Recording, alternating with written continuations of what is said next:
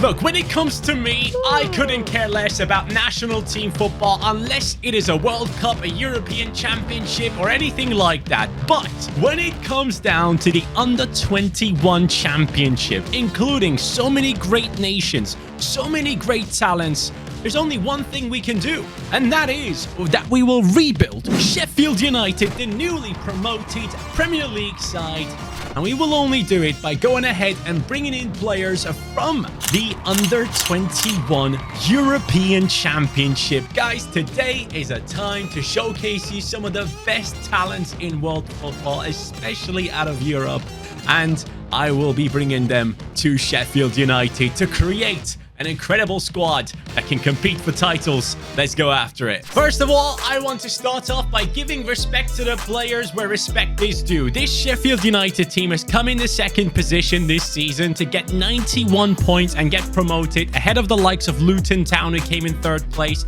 who had to go through the promotion playoffs and in the end made it. But of course, let's give a shout out to the lads that will inevitably be replaced in the team. Ndiaye, first of all, incredible season with Sheffield last time around. A young player who could be great, but then again, we will have to replace him. McCarthy, also another one who has done really well and is still very, very young. 19 years old right there, probably 20 in real life right now. Doyle, another good player who has done well for this Sheffield side. And then Ahmed Hodzic is another one that I want to point out when it comes to the younger players out of this team. He is also another great one. Sander Berge is how old now? 24 only still. Okay, he's probably still a very, very reliable option. But as I said before, we want to dive straight in. And I want to know from you guys, actually, who do you think is going to be winning the Under-21 Championship? As this video is being uploaded, a couple of games probably have been played already. I am kind of thinking Spain are going to be the favorites because they do have an insane lineup, I will have to admit, but obviously as a German, I would love to see them do well. Starting off with the first signing, of course, it has to be a goalkeeper. Sadly, doesn't have a face scan, so let me show you. It is Bart Verbruggen. He is the goalkeeper of the Under-21s of Netherlands, and he has just possibly signed with Brighton for a fee of 20 million. This guy is amazing with his feet. So one of those modern goalkeepers that every club wants to have, and now he belongs to Sheffield United. A big signing to start off our journey over here. Bart Verbruggen, in my eyes, possibly the biggest talent in the Under-21 tournament. Fotheringham, I'm sorry, pal, but this kid takes over immediately. And I am excited to see if he can battle Jason Steele, the Brighton goalkeeper, for the starting spot, because Steele has been amazing for the second half of the season. So I really wonder if Verbruggen is going to Brighton to start, or if he's only going to be a backup, or even possibly be loaned out. So now the next player is an Italian beast, a centre-back, and he is also named in the Golden Boy Top 100. I am talking about Giorgio Scalvini. Yes, my friends, we are getting a massive talent into the club right now, and I'm very excited about it. He will actually go ahead and play alongside Ahmed Hodzic. So for this season, I've given Sheffield a budget of like 50 million. I think that's kind of realistic if you think about them coming up into the Premier League. Normally teams get like 100 million to spend, so I'm going to start off with 50.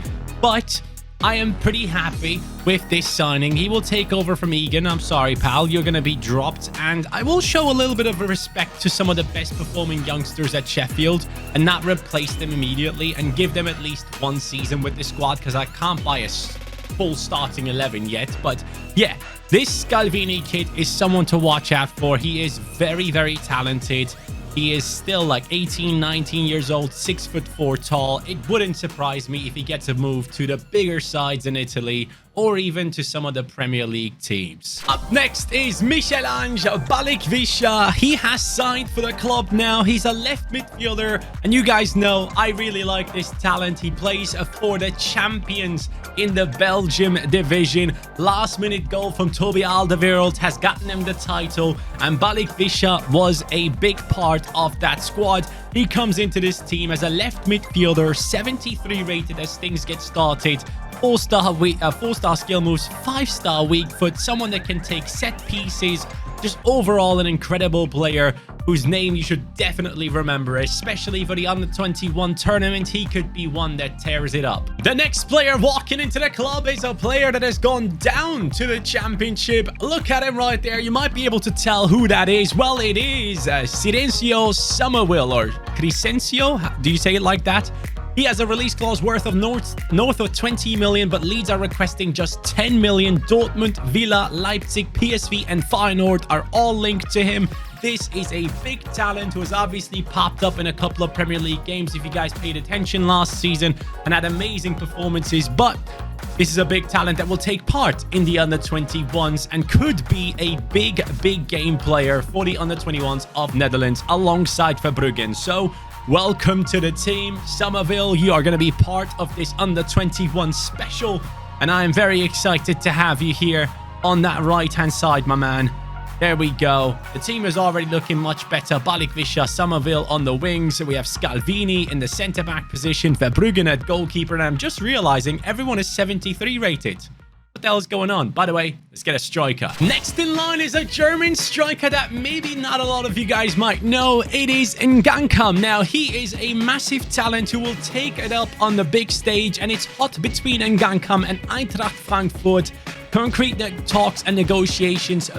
Player very open to join Eintracht, which means if Kolomani goes, Ngankam could be the one. Who knows? Maybe. They are trying to build up the next big striker of Germany, and this kid is special. Now, obviously, he's going to have to compete against the likes of Nkunku, which is not going to be easy, but possibly could also be in the starting 11 alongside him.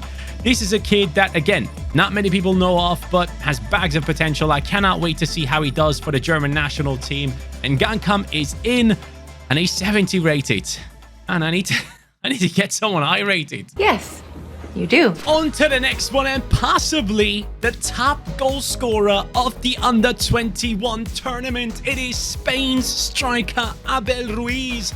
Take a look at him right here. He's basically saying positive feelings before Under-21 Euros. Looking forward to the good stuff. He is the number 9 of this team, and it is exciting.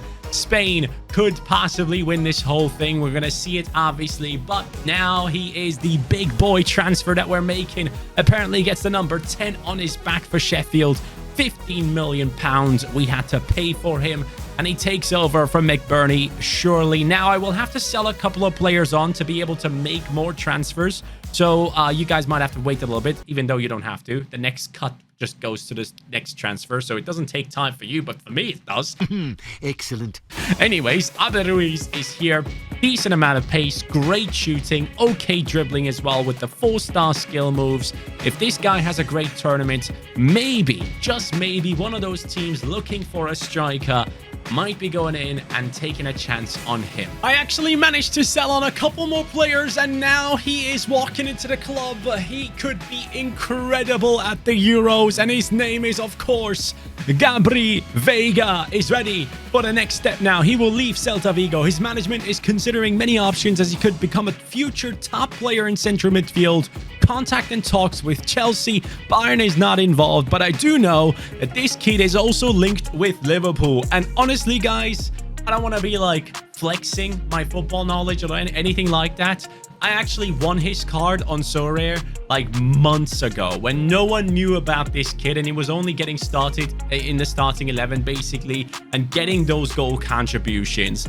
And I didn't know of him, and I just sold on his card with no clue how good he could be, and now he is linked to so many incredible clubs. So GG's to him. Gabri Veiga, what a rise he has had.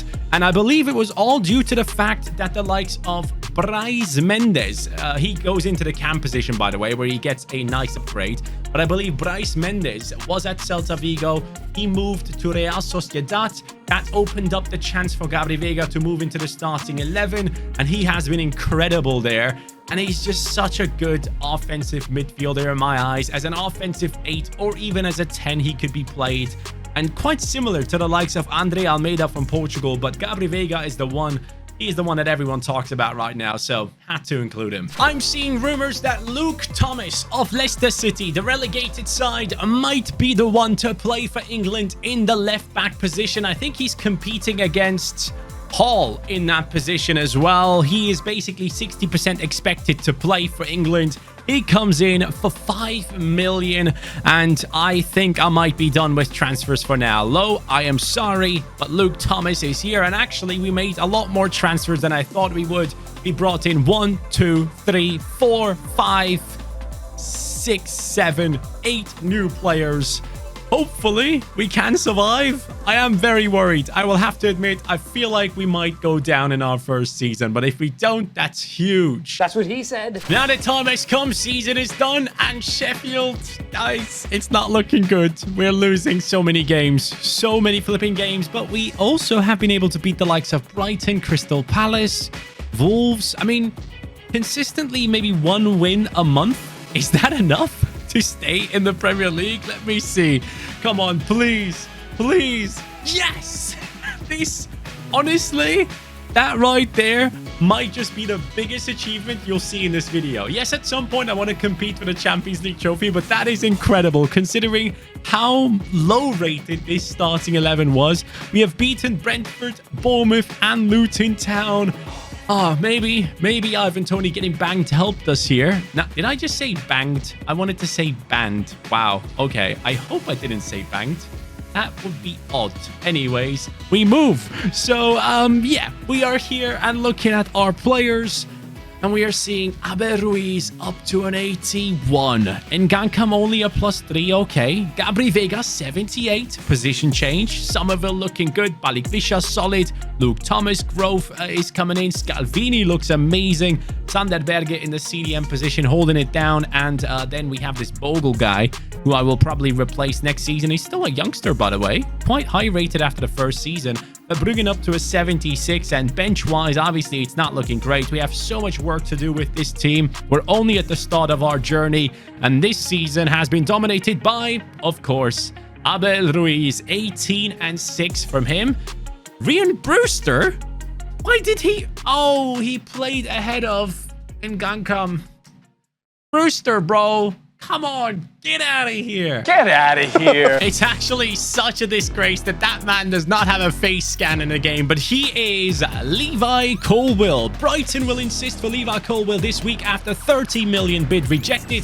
There are more clubs interested in him as well. And guys, we all know Colwill is a great talent, a big talent of English football. And for that reason, he is now going to be walking into our Sheffield United squad, taking over the position of the talented Ahmed Hodzic. That should not be an issue though, because this man can do it all. This man has a very, very high ceiling. And obviously his rating is not going to be too high to start off with. I think it's... Oh, 74. I can work with that. 74 is fine with me. We will obviously move on Ahmed Hodzic for this season. Hopefully our budget will be enough to bring in a CDM and also a right back for the season. But Colwill is left-footed, so he goes over to play alongside his English national team teammate. That is the perfect combination. Up next, of course, I had to go for a German. It is Eric Matl. He is a player that used to play in Austria, then came back over to Germany and is now playing at Köln in that defensive midfield / even center-back position. He can play that too. He is one of the brightest talents of Germany when it comes to the defensive side of things, so I'm very excited to welcome him into the club. He will take over this position of Sander Berge. Again, not at the same rating, but it is fine. We will be upgrading him as much as we can. 6'2" tall, quite a physical player with great defensive attributes to support the likes of Gabri Vega being able to move forward. It just sounded quite easy of a deal for me to make. For the right back position, we are going to France and bringing in a player that has become a champion in Turkey. Galatasaray's right back, Sasha Boy. This guy is a big talent, and I would be extremely surprised if no one goes ahead and signs him. One of the top 5 leagues surely will have a team in there that needs a right back, and he could be their solution. Like for me, if a team like Leverkusen loses out on a Frimpong, Sasha Boy could be the perfect replacement. But even teams like Arsenal have been linked to him. So he comes in with an 80 rating, immediately one of the highest rated players in the team. And just generally speaking, we seem to be a lot more prepared for the season, but he has cost me my entire budget for the season. So let's see how this team will do. Will we be further away from the bottom of the league and the relegation zones? That's what I need to see, and Ngankam will get playtime this time. The under-21 boys have finished another season, and it is looking like we have not had the best ending to the season, but before that, look at that right there in January, possibly our best month. Where are we? No relegation. Oh, 10th. That's a lot of progress. I love that. 45 points on Sheffield. Negative goal difference. That's something we need to work on for sure.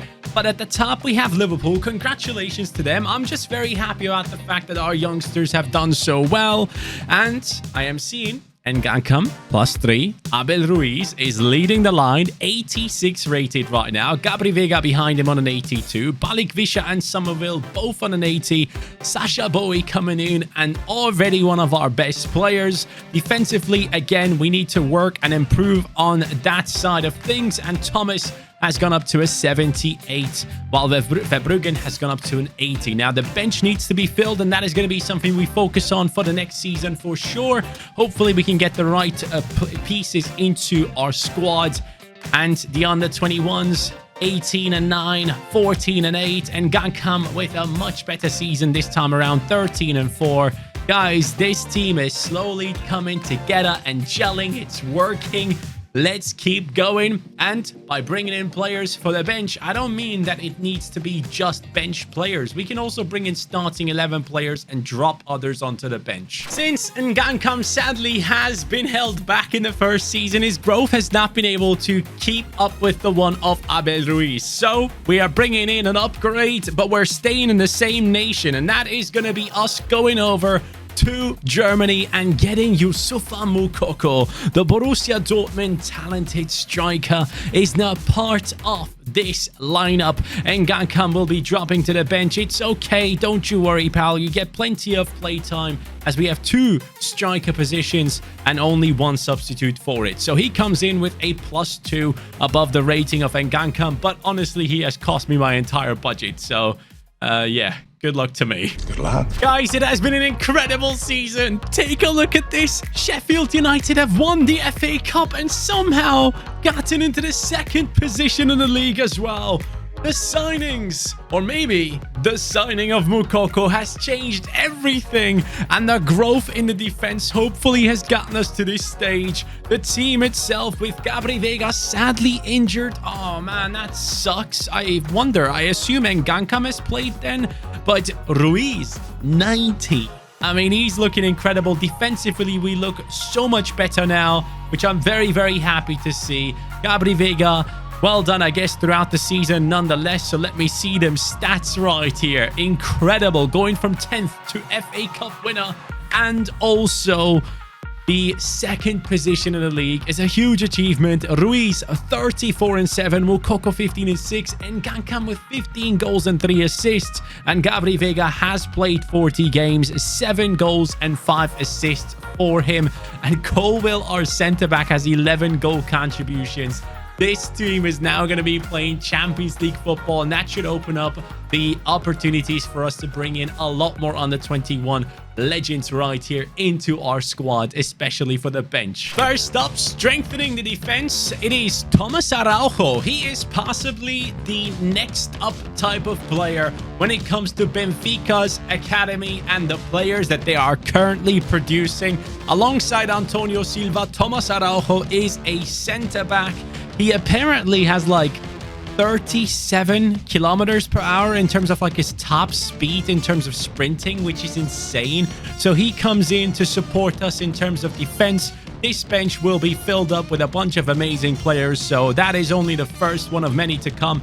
And you can see even EA recognize that he has good amounts of pace. 81 right there. This one is a midfielder from Italy. Italy also do have quite a bunch of very talented players, and Samuele Ricci is one we're bringing in, or Ricky. I'm not too sure how you pronounce his name, but he could be challenging Martel. Ooh, he will. Is he actually 82 rated? No, he's 81 rated, just like Martel. He does have more abilities in terms of moving forward, though. So that's something to keep in mind. But we have worked Martel into a physical beast. So whoever grows more keeps the position, I guess. That's the way we're going to go for these two. And since Martel has been here longer, he's going to keep his spot. But Richie is a great option here. I should just say Ricky because it just sounds like Richie. But yeah. He is a great one to bring in. Happy with that signing. I'm going in for yet another backup striker. Just one is not enough if you have two striker positions in the starting 11. Joshua Zirkzee could be lining up for the Dutch national team in the under-21s. And he comes in with a very high rating. It's an 80 rating, so he will be competing with Ngankam. Obviously, a lot less pace. We can compare the two against each other. He's better at shooting and dribbling. And then some categories, they're actually the exact same. So I'm very happy with that signing right there. Just consistently strengthening this squad to be able to compete in Europe. We obviously need to do that. Next up, I should probably be looking for a center attacking mid. Obviously, we also want to bring in players from the smaller nations. So let's start doing that at this point. We are bringing in Sudakov from Ukraine. And honestly, guys, I saw some news that Mudryk wants to take part in the under-21 Euros. And he's eligible for doing so. And it's amazing to see that he wants to play at that level to keep himself fit and ready. So that is a good thing. Apparently, Pochettino is quite impressed by that. But Sudakov is a center attacking mid, so he fits in perfectly into our plans. Let's see his rating. He comes in at, let's see, Koulibaly, I'll take you out, 78. Oh, that's perfect. Literally, like, that's exactly some of the rating range that I was looking for here. So very happy with that one. Let's bring in another defender slash goalkeeper into this team. So let's go over to Croatia. They have a good left back that plays in Köln right now. And his name, I believe, is Kolina. David Kolina walks into the club right here. He is going to cost us about 10 million. And I believe it's not the greatest of deals, but I am happy to bring in a fullback that can help us out. And yeah, this is another one that could possibly line up in the under-21s. I don't have enough money to bring in a new goalkeeper, so let's just keep it as it is. Well, sadly, our side has struggled. In the Champions League, we lost against Bayern Munich, so we could not be up there trying to win it all. But this is our team. And honestly, guys, it has possibly some of the best players in this under-21 tournament coming up. I'm really excited about it. But I just have to say, because I'm seeing Martel here and I'm thinking about Germany. Germany's national team just lost against Colombia, the big boys. And man, it's not looking good at all. The Euros are happening in Germany in 2024. And if this team keeps going like this, I just don't see it going well, man. I am very worried about this Germany national team. Let me know your thoughts on them. I think we might have to change the coach. As sad as it sounds, I think we might have to move on from Hansi Flick. Let me know what you think. But let's go ahead and take a look at the finish. Ooh, okay, so we finished in the 4th position. A little bit of a drop. 76 points, 84 on Chelsea. Not too far away from the top, but definitely a lot of room for growth for our team. Moukoko has outdone Ruiz in terms of goals, but Ruiz is more of the team player. 24 goals and 15 assists. Gabri Vega back from his injury and fit and ready to roll. Balikwisha and Somerville doing well on those wings for us. So, guys, I think this team is very close to being a squad that can push into the Champions League finals possibly. And our bench seems to be all right. I'm very happy with the growth there. All right, then. Let's get it going. Next season could be a special one. Could, might, possibly, maybe. All right, the under-21 lads have beaten Leipzig to then play against Leverkusen. Seems like we're playing against every single German team, and we get past them. Now, against Manchester City, that could be one of those spots where we get stuck. I can see that happening easily. And no, it doesn't happen. We beat them 2-0 to beat them 3-2 and play against another German side right here. Coincidence or not, I was just talking about the German national team, and Bayern Munich is our opponent. Okay, I see you, Bayern Munich. Let me just dive straight in and see what we got here. So our team itself looks amazing. Moukoko on a 92, Ruiz 93 rated, Vega up to a 90, Balikwisha 88, Somerville 89, Bowie on a 90, Scalvini looks great, Colwell looks amazing, Thomas up to an 89, and Martel up to an 88, while Verbruggen has come up to an 88 as well. And even on the bench, some of our players look ridiculous, especially Ricky right here. He is on an 86, with Ngankam and Zirkzee supporting the lads up front. Have they been able to possibly grab that Premier League trophy off of these other clubs? Yes, they have been. Let's go. Congratulations, Sheffield United. In the FA Cup, I don't see us having come quite far here. Carabao Cup, we did win that, so that's 2 trophies. We can be winning a treble this season, guys, with these under-21 players. Obviously, by the way, don't get me wrong, there are plenty of amazing nations that have amazing under-21 players. We could possibly do this again with another team, with just players from other nations, but just bringing in the players that I personally think could be doing really well going into this tournament. Anyways, Bayern Munich is the one, and Bayern Munich coming in with Osimhen, Musiala, Madison, Barco, Pellegrini, Zielinski. Wow, that is a changed team. Kimmich at right back, Agerd, De Ligt, Davies, and Lopez in goal. That is an odd team. It just seems very, very odd. As I am recording this, the first matches of the Under-21 Championship are about to happen in like half an hour, guys. I'm very excited about it. I can't wait to watch it. It's probably going to be the first time in my life I'm actually going to be watching a full Under-21/Under-23 type national tournament because I'm basically more into football than I've ever been before. So this really excites me. Here comes Zielinski. How does he manage to get through me there? Oof, we get lucky with our defending. Balikwisha sees the run. Can he find the pass? Moukoko. Come on, Moukoko. Lovely work. Ah, what am I doing? What am I doing? That was so dumb. Balikwisha. Lovely. Oh, would you look at that? Abel Ruiz needs to score that. Now, cuts back in. Sees Abel Ruiz in the middle. Oh my. What kind of freaking... What was that? What the hell was that? That looked amazing. Imagine being able to score that. There's like a 360 on that one. Why can't I get a different angle? Look at that. Oh, mate. That needed to go in. Ah, please win that, Bowie. Thank you very much. Scalvini, you need to get closer. Oh, boy. That could have really ended up bad for us at the end of the first half. What the hell am I doing defensively? I'm all over the place. Sacha Bowie. Thank you, Verbruggen, for coming out. Here goes Somerville. Now, we're going to utilize the wings a little bit more. We have not been able to do that properly. Ruiz is a big man. He can get in there and do something for us. As Somerville prepares to get past people. A pass inside. A turn. A finish. And a goal. Moukoko scores. Germany's best. Up top. Let's go. Beautifully done. Down the wings. Into the center. Looking for the big men. But finding Moukoko in the end. Who obviously can dribble past people and finish as well. Great move from Somerville there. But an even more impressive pass into the center. All the way to the left back. He's open. That is not the freaking left back. Who was that with the horrible pass? Colwill. You're a really good ball-playing centre-back. What the hell, man? Uh-oh. Woo! Getting lucky. Getting very lucky. Why are we both doing bicycle kicks? Only one of us is trying to score. What the hell, man? Great throw, though. Somerville up against like 6 Bayern Munich defenders. Can he pull this off by himself? Somerville just sprinting forward. He's going through them all.